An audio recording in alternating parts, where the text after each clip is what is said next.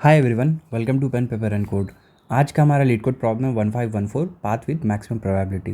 ये एक graph based problem है, ट्रैवल सेट करना है इसमें। तो जल्दी से जानते हैं कि क्या क्या डिटेल्स दिया हुआ है और फाइनली हम कौन सा एल्गोरिथम चूज़ करेंगे आंसर कैलकुलेट करने के लिए।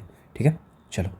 तो प्रॉब्लम स्टेटमेंट में जो है तुम्हारा एक अनडायरेक्टेड ग्राफ दिया हुआ है। ठीक है, अनडायरेक्टेड ग्राफ का मतलब क्या होता है कि अगर दो नोड्स है तुम्हारा, ठीक है, और ये बीच में एक एज दिया हुआ है, तो तुम 0 to 1 भी ट्रैवल कर सकते हो, 1 to 0 भी ट्रैवल कर सकते हो। इसमें कोई डायरेक्शन नहीं दिया हुआ है। ठीक है, मतलब कि अब तुम दोनों वे में ट्रैवल्स कर सकते हो। ठीक है, तो एक अनडायरेक्टेड ग्राफ दिया हुआ है जो कि वेटेड है। करेक्ट, वेटेड का क्या मतलब हुआ कि इस एज पे ट्रैवल करने के लिए इसका कोई वेट है, कोई वैल्यू है जिसको भी तुमको ध्यान में रखना पड़ेगा। ठीक है, और यहाँ पे वो क्या किस फॉर्म में दिया हुआ है, प्रोबेबिलिटी के फॉर्म में दिया हुआ है, जो आगे डिस्कस करते हैं।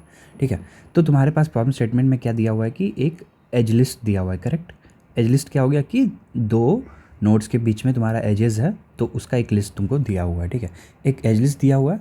उसके अलावा क्या दिया हुआ है तुमको, तुम्हारे पास एक वेक्टर दिया हुआ है, क्या बोल के, एक सक्सेस प्रॉप बोल के एक तुम्हारे पास एक 1D वेक्टर दिया हुआ है, जो ये बताता है कि एक पर्टिकुलर, मान लो कि एज लिस्ट था तुम्हारे पास। ठीक है, इसमें कुछ कोई भी value E number of values रहा होगा, तो एक पर्टिकुलर ith एज लिस्ट जो होगा, मान लो कि जो UI और VI को कनेक्ट कर रहा है। ठीक है, तो इसमें अगर हम लोग ट्रैवल करते हैं तो मेरे सक्सेस होने की प्रोबेबिलिटी जो भी होगी वो किस में दिया हुआ होगा, वो दिया होगा इसके ith वैल्यू में। करेक्ट, ठीक है, तो कुछ नहीं है, नॉर्मली जैसे हमको किसी पर्टिकुलर एज के लिए उसका वेट दिया होता है, तो यहाँ पे सक्सेस प्रोबेबिलिटी दिया है, उससे ज़्यादा और कुछ भी इसकी अहमियत नहीं है यहाँ पे।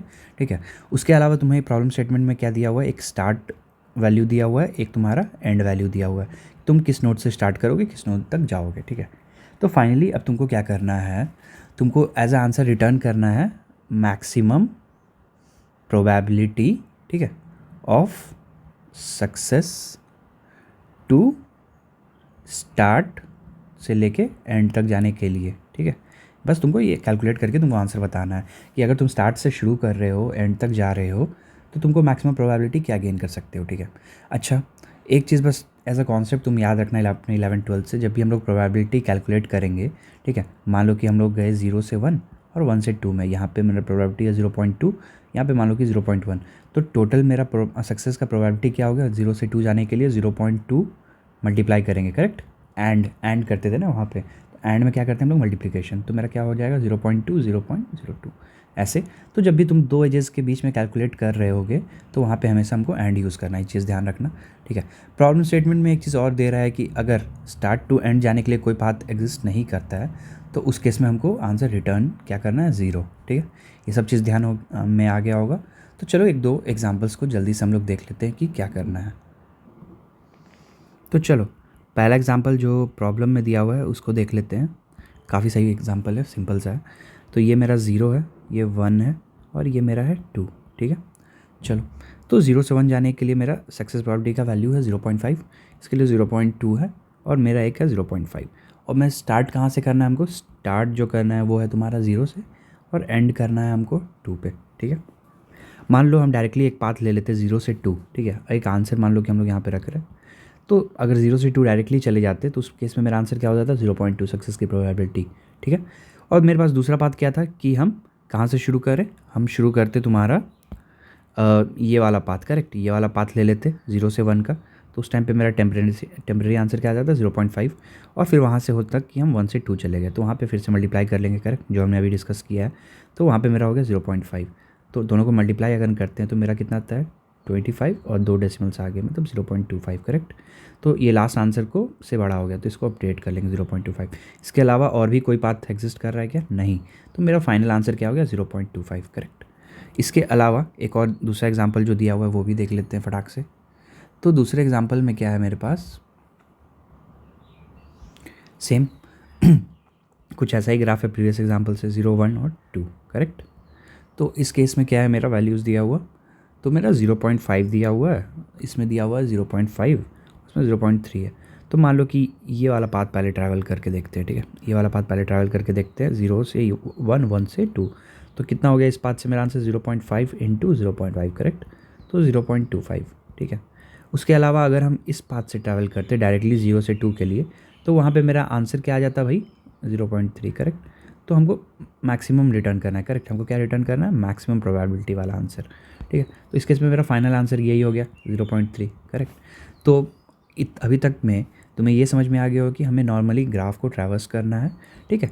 और जैसे हम लोग शॉर्टेस्ट पाथ जो दिखाते थे कैलकुलेट करने टाइम पे, ठीक है, शॉर्टेस्ट पाथ, ठीक है, हमको बस क्या करना है, अपना वही शॉर्टेस्ट पाथ निकालना है, उसी का कॉन्सेप्ट को हमको यूज़ करना है, करेक्ट। बस यहाँ पे क्या है, शॉर्टेस्ट पाथ को मॉडिफाई कर देना है सच दैट अभी का मेरा क्या दे दे, वो मैक्सिमम प्रोबेबिलिटी दे दे, करेक्ट। तो इसके लिए कौन कौन से एल्गोरिदम्स हम लोग यूज़ कर सकते हैं भाई, तो एल्गोरिदम्स कई तरीके के हम लोग यूज़ कर सकते हैं, ठीक है। मान लो उसमें से क्या हो सकता है, पहला एल्गोरिदम क्या हम लोग यूज़ कर सकते हैं, BFS, ठीक है। और दूसरा क्या हो सकता है मेरा, डाइक्स्ट्रा भी लगा सकते हैं, करेक्ट। हो सकता है कि तुम बेलमैन फॉर्ड भी लगा लो, ठीक है। ये तुम खुद से चेक कर सकते हो, बट ये दोनों श्योर शॉर्ट काम करेंगे, इसकी टाइम कॉम्प्लेक्सिटी ज़्यादा होती है, करेक्ट। तो ट्राई कर सकते हो कि इन कांस्टेंट के साथ ये काम कर रहा है कि नहीं। तो आज वाले सॉल्यूशन में हम लोग क्या यूज़ करते हैं, आज वाले सॉल्यूशन में हम लोग BFS से इम्प्लीमेंट करते हैं सिंपल।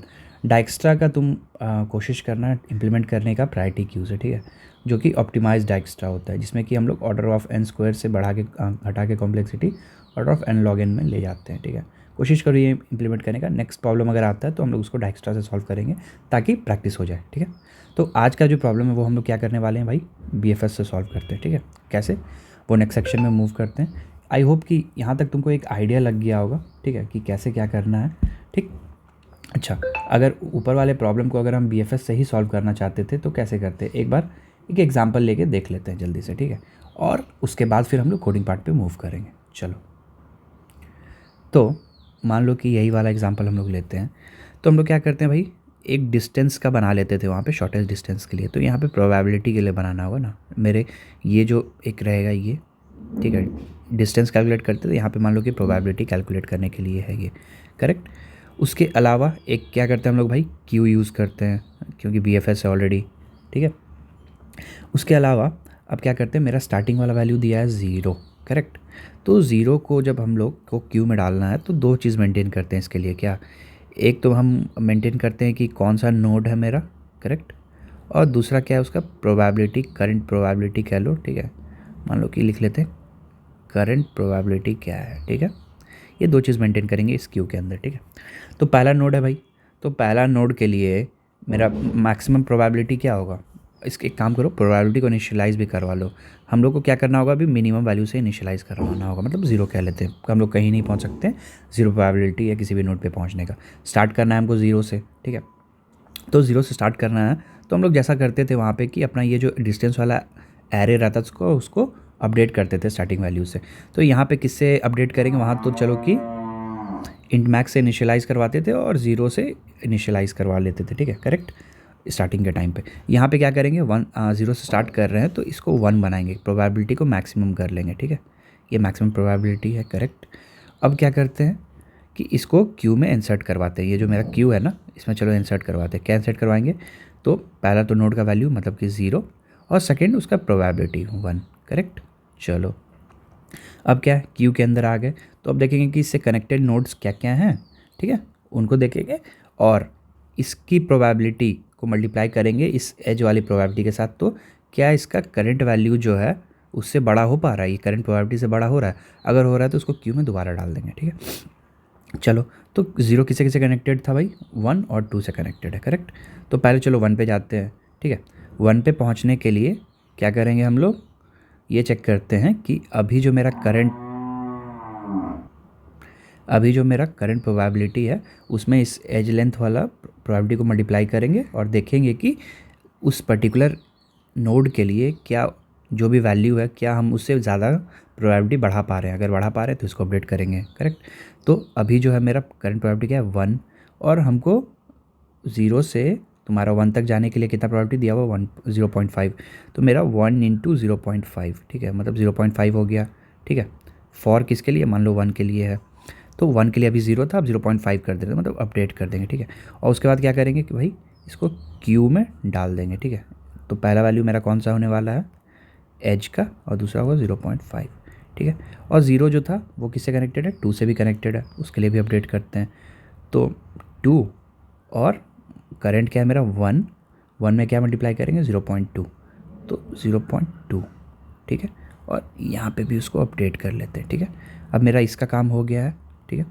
तो इसको क्या करते हैं हम लोग यहाँ से हटा देते हैं, क्यू से हटा दे रहे हैं इसको, करेक्ट। अब मेरा बचा ये दोनों, क्यू में भी कौन सा वैल्यूज़ है, क्यू में भी मेरा 2 ये वैल्यू है, ये वैल्यू, ठीक है। अब 1 से 2 जाने के लिए, मान लो कि 1 अभी मेरा क्यू में फ्रंट पे है, तो 1 से 2 जाने के लिए मेरा क्या है 0.5 दिया हुआ है, करेक्ट। और मेरा अभी करेंटली है 0.5। तो हम क्या करेंगे 2 को उसके बाद चेक करते हैं कि ये 0.5 इंटू 0.5 क्या हो गया मेरा 0.25। ये जो अभी मेरा 2 के लिए क्या वैल्यू है 0.2 है, उससे ये वैल्यू बड़ा है, तो इसको अपडेट कर लेंगे, करेक्ट। और फिर क्या करेंगे भाई कि इसको इंसर्ट कर लेंगे 0.25, इसको क्यू में इंसर्ट कर ले रहे हैं। हालांकि एक बात तुम ध्यान देना, क्या कि अभी ऑलरेडी ये 2 एग्जिस्ट करता था, तो एक और अपडेटेड वैल्यू यहाँ पे आ चुका है, ठीक है। तो अब क्या करेंगे, अभी देख लेते हैं कि क्या प्रॉब्लम हो सकता है, ठीक है। उसके अलावा 1 जो कनेक्टेड था वो तुम्हारा 0 से भी कनेक्टेड था ना, करेक्ट। तो ये भी चेक कर सकता है। तो 1 क्या करेगा भाई कि 0.5 करेगा, 0.5 इंटू फिर से इधर का 0.5, ठीक है, मतलब 0.25। पर 0 के लिए ऑलरेडी वैल्यू क्या है 1, तो इसको अपडेट नहीं करेगा, करेक्ट। तो 0 ऐड नहीं होगा बट 2 ऐड हो गया, क्यों, क्योंकि इसके वैल्यू बढ़ रहा था अपडेट करने के बाद से, तो इस हिसाब से 0 अपडेट नहीं होगा। फिर 2 पे आएंगे, सिमिलरली फिर 2 क्या करेगा, अपने दोनों एजेस के लिए चेक करेगा, मान लो के लिए 1 के लिए चेक करेगा। तो अभी जो है 2 का करंट वैल्यू क्या है भाई, तो 2 का करंट वैल्यू है 0.25, उसको मल्टीप्लाई करेगा अपने अभी के करंट के, मतलब अभी 1 के लिए करेगा तो 0.5 है, तो मल्टीप्लाई करेगा तो 0.5। तो 1 के लिए देखेगा कि 0.5 है, पर मेरा अभी मल्टीप्लाई करने पे 0.5 इंटू 0.5 क्या हो रहा है 2, 0.25, तो इसको अपडेट नहीं करेगा, करेक्ट। फिर सिमिलरली इसके लिए भी करके देखेगा तो देखेगा कि वैल्यू कम हो जाए तो अपडेट नहीं करेगा, तो ये चला जाएगा, ये आएगा। फिर ये भी मल्टीप्लाई करके देखेगा सिमिलरली इस केस का, तो अपडेट नहीं हो रहा होगा, तो इस तरह से मेरा क्यू एम्प्टी हो जाएगा। तो मेरा फाइनली प्रोबेबिलिटी वाला ये वाला वैल्यू रेडी रहेगा, ठीक है। तो इसमें हम लोग क्या करेंगे, हमको रिटर्न करना था किसके लिए, एंड का 2 के लिए, तो 2 पे जो भी वैल्यू है हम उसको रिटर्न करवा देंगे। तो सिंपल एज दैट, इतना ही BFS में हमको काम करना है, करेक्ट। तो आई होप ये चीज़ क्लियर हो गया होगा। अगर क्लियर हो गया तो एक बार खुद से इम्प्लीमेंट करने का ट्राई करो। BFS का क्या स्ट्रक्चर रहने वाला है वो हम लोग यहीं पे देख चुके हैं ऑलरेडी, किस टाइप का BFS रहेगा। तो नोड और करंट प्रॉपर्टी इम्प्लीमेंट करना, तो ये डबल टाइप का रहेगा, करेक्ट। और ये रहेगा तुम्हारा इन टाइप का, मतलब एक पेयर बनाने वाले हम लोग क्यू का, ठीक है। तो इस हिसाब से एक बार ट्राई करो खुद से इम्प्लीमेंट करने का, कर पा रहे हो तो वेल एंड गुड, ठीक है। अगर नहीं कर पा रहे हो तो नेक्स्ट सेक्शन में हम लोग मूव करते हैं, वहाँ पे कोड करेंगे और वहाँ पे देख लेंगे कि फाइनली हमको कैसे इंप्लीमेंट करना है। चलो ठीक है भाई लोग। तो अभी जो मेरा प्रॉब्लम स्टेटमेंट है, ठीक है, उसमें क्या क्या चीज़ दिया हुआ है। ये फंक्शन का नाम है मैक्स प्रोबेबिलिटी, ठीक है। एन दिया हुआ है कि मेरा नंबर ऑफ़ नोड्स क्या है, ये एज लिस्ट है जो 2D एरे के फॉर्म में हमको दी हुई है, ठीक है। सक्सेस प्रोबेबिलिटी है, एक पर्टिकुलर एज जो है मान लो कि U और V के बीच में, उसका सक्सेस प्रोबेबिलिटी क्या है वो वैल्यू हमको यहाँ पे दिया हुआ है, करेक्ट। और फिर स्टार्ट और एंड के जो भी मेरे नोड्स हैं उसका वैल्यू हमको दिया हुआ है, ठीक है। तो एक काम करते हैं कि कोडिंग करना शुरू करते हैं। तो कुछ कुछ वैल्यूज़ की ज़रूरत पड़ेगी, U और V मान लो 2 जो नोड्स होंगे उनका ज़रूरत पड़ेगा, और एक कोई P वैल्यू रख लेते हैं अभी के लिए, ठीक है, जो काम कर सकते हैं आगे। एक क्या करेंगे हम लोग डबल टाइप का लेते हैं, ठीक है, एक टेम्प ले लेते हैं, और एक करंट जो भी एज का प्रोबेबिलिटी होगा उसको स्टोर करने के लिए एक डबल टाइप का वैल्यू ले लेते हैं, ठीक है। उसके अलावा हमको क्या चीज़ का ज़रूरत पड़ा था, तो एक वेक्टर का ज़रूरत पड़ा था, करेक्ट, जो कि हर नोड का प्रोबेबिलिटी स्टोर कर रहा था वहाँ तक पहुँचने के लिए, जो भी मैक्सिमम प्रोबेबिलिटी होगा। तो वेक्टर डबल बोल के क्या करते हैं, एक प्रोबैब बना लेते हैं हम लोग, ठीक है, प्रोबैब बना लेते हैं जिसका साइज़ क्या होगा n, जो कि नंबर ऑफ़ नोड्स के बराबर है, और उसको 0 से इनिशियलाइज़ करवा लेते हैं कि सबके लिए मिनिमम वैल्यू 0 है, करेक्ट। प्रोबेबिलिटी मैक्स मिनिमम क्या होगा 0। ये प्रॉब्लम स्टेटमेंट में मेरा दिया भी है कि अगर किसी नोड तक नहीं पहुंच सकते हैं तो उसको 0 मान लेना है, इसलिए हम लोग यहाँ पे 0 से इनिशियलाइज़ करवा रहे हैं, करेक्ट। इसके अलावा क्या करते हैं, एक एडजेसेंसी लिस्ट बनाएंगे अपना ग्राफ, ठीक है। ये एडजेसेंसी लिस्ट जो भी बोल लो, जो 2D टाइप का रहेगा, करेक्ट। और वो क्या स्टोर करेगा, एक पेयर के फॉर्म में रहेगा, जो कि इंट वैल्यू स्टोर करेगा, मतलब कि कौन सा नोड है, और उस तक पहुंचने के लिए 2 नोड्स के बीच में जो भी उसका प्रोबेबिलिटी दिया हुआ है हमको, ठीक है। ये इस पेयर के लिए बंद हुआ, ये वेक्टर के लिए और ये वेक्टर के लिए, उसका नाम क्या देते हैं GR, और इसमें n नोड्स हैं तो n साइज़ का बनाएंगे इसको, ठीक है। चलो ये समझ में आ रहा है क्या, ये जी आर क्यों ऐसा हुआ? तो ऐसे समझ लो, एग्जांपल से मान लो कि मेरा 2 नोड दिया हुआ, ठीक है, 0 और 1। तो ये किस फॉर्म में स्टोर करेगा? 0 पे अगर कोई अब वैल्यू मेरा नोड आता है, मान लो 0 और 1 कनेक्टेड, 2 भी था, ठीक है, 0 और 1 कनेक्टेड है तो 1 रहेगा। और यहाँ पे पहुँचने के लिए प्रोबेबिलिटी मान लो मेरा 0.3 दिया हुआ है, तो ऐसे स्टोर रहेगा। 0 और अगर 2 कनेक्टेड है तो उसमें क्या रहेगा भाई? तो उसमें कुछ रह सकता है, मान लो कि तुम्हारा 2 और 0.1 ऐसे करके रहेगा, इसलिए हम लोग पेयर यूज़ कर रहे हैं, करेक्ट। चलो ये चीज़ तो क्लियर है। अब नेक्स्ट उसके बाद क्या करते हैं अब हम लोग कि चलो ये हो गया। अब एडजेसेंसी लिस्ट जो है ये मेरा, उसको रेडी करते हैं, ठीक है। तो जितने भी एजेस हैं मेरे उनको ट्रैवर्स करेंगे। Int I equal to 0, I less than edges का जो मेरा साइज़ दिया हुआ है, करेक्ट। और आई क्या करेंगे? Plus plus, correct, i plus plus. चलो अब क्या, यू में मान लेते हैं कि एजेस आई का जो 0th इंडेक्स पे है, करेक्ट। और वी है मेरा एजेस का आई पे 1, ठीक है, ये हो गया मेरा, ठीक है। अब क्या करते हैं, अपना जो भी ग्राफ बनाए थे जी आर, जो एडजेसेंसी लिस्ट बनाए थे, उसमें पुश बैक कर लेते हैं। यू डॉट पुश बैक करोगे किसको? एज अ पेयर के फॉर्म में करोगे, करेक्ट। तो यू में वी को पुश करोगे और इसकी वैल्यू क्या होगा, इसका वेट जो दिया होता है वो क्या होगा? तो वो सक्सेस प्रॉब में दिया हुआ है तुम्हारा वैल्यू, ठीक है, ith इंडेक्स के लिए, करेक्ट। ये हम लोग ऑलरेडी डिस्कस कर चुके हैं। Similarly G R V dot push back, ये 2 बार क्यों कर रहे हैं भाई बताओ? क्योंकि ये अनडायरेक्टेड ग्राफ है, करेक्ट। ये अनडायरेक्टेड ग्राफ है इसलिए यू और फिर सक्सेस प्रॉब आई, करेक्ट।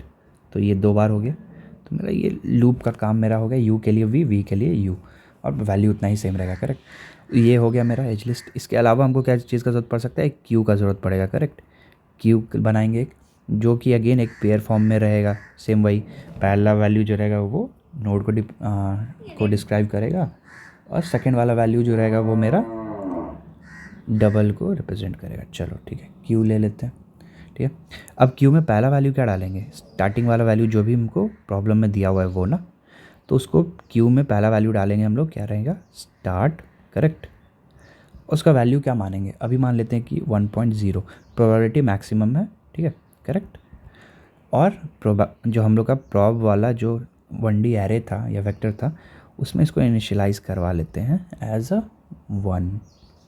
चलो ये हो गया। तो मेरा इनिशियलाइजेशन जो भी चीज़ का ज़रूरत पड़ता है वो मेरा रेडी है यहाँ तक, ठीक है। अब क्यू में आइटरेशन शुरू करते हैं, अपना BFS वाला कोड जो एक्चुअल कोड जो है वो शुरू करते हैं यहाँ से। तो मान लो इसको हम लोग क्या करते हैं, BFS वाले कोड को शुरू करते हैं यहाँ से। मेरा BFS का शुरू, जब तक कि मेरा क्यू क्या है, एम्प्टी नहीं हो रहा है, करेक्ट। जब तक मेरा क्यू क्या है, एम्प्टी नहीं हो रहा है, तब तक करो। और P में रख लो कि मेरा जो भी फ्रंट में जो भी है वैल्यू क्यू में, ठीक है, उसका पहला वैल्यू जो है, तो ये क्या है भाई? तो ये मेरा नोड को रिप्रेजेंट कर रहा है, करेक्ट।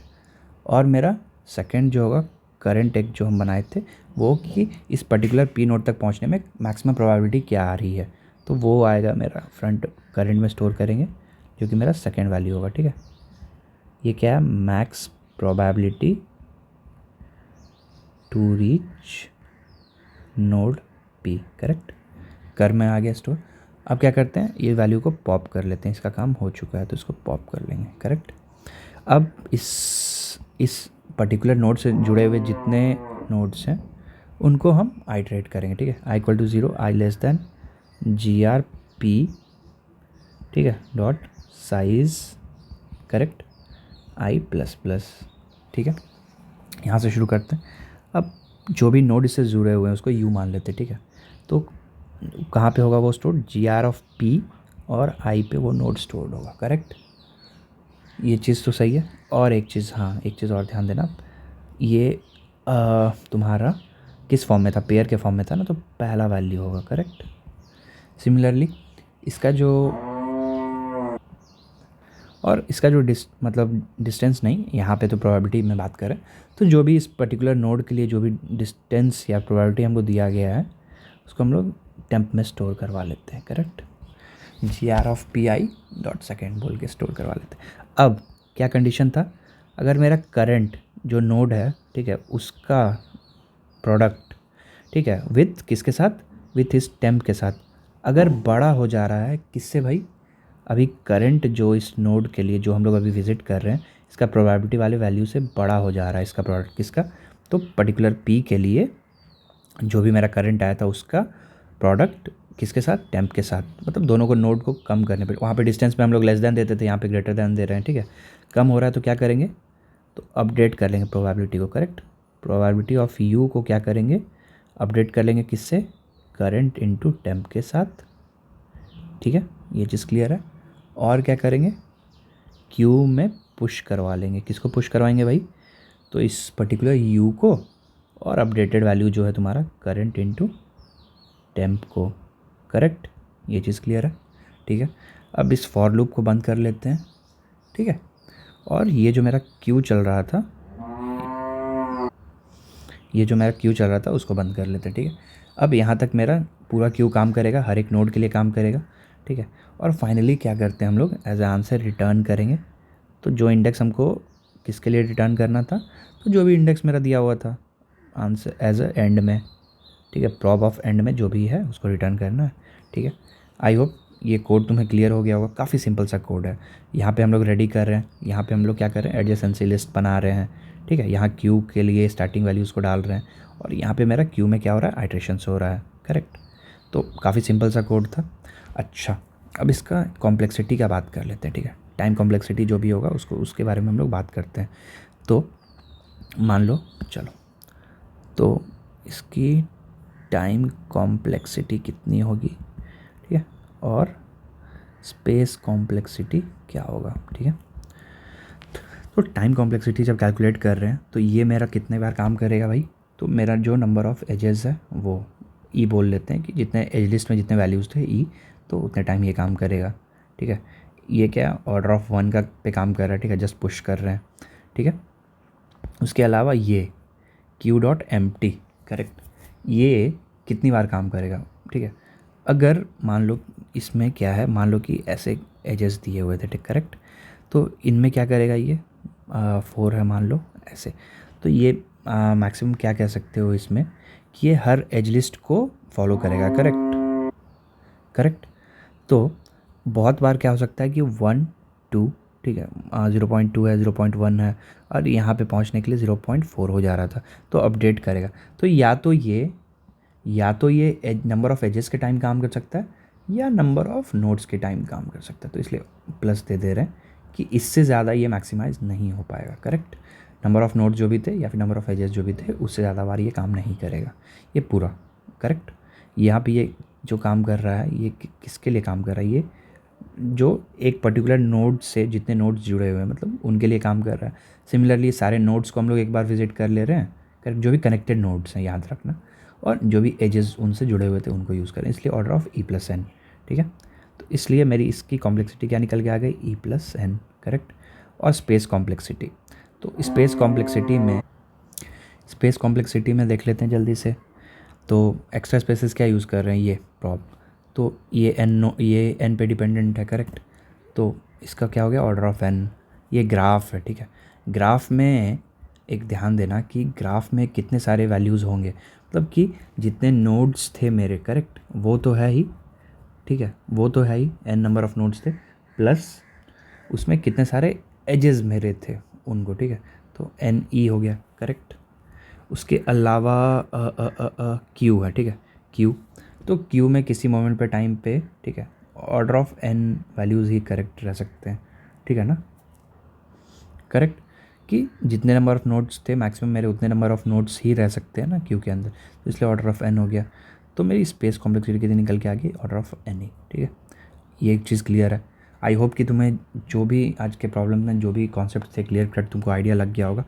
हो सके तो एक बार अपने से कोशिश करना डायक्स्ट्रा इंप्लीमेंट करने का या फिर बेलमैन फॉर्ड इंप्लीमेंट करने का, ट्राई करके देखो अगर हो पा रहा है तो, नहीं तो नेक्स्ट सेक्शन में हम लोग इसको भी कवर करेंगे, डायक्स्ट्रा से सॉल्व करेंगे कभी, ठीक है। वीडियो पसंद आया होगा तो लाइक कर देना। अगर कोई भी इंप्रूवमेंट्स के स्कोप हैं वीडियो में तो प्लीज़ कमेंट करो, हमें बताओ कि हम लोग कैसे इंप्रूवमेंट कर सकते हैं।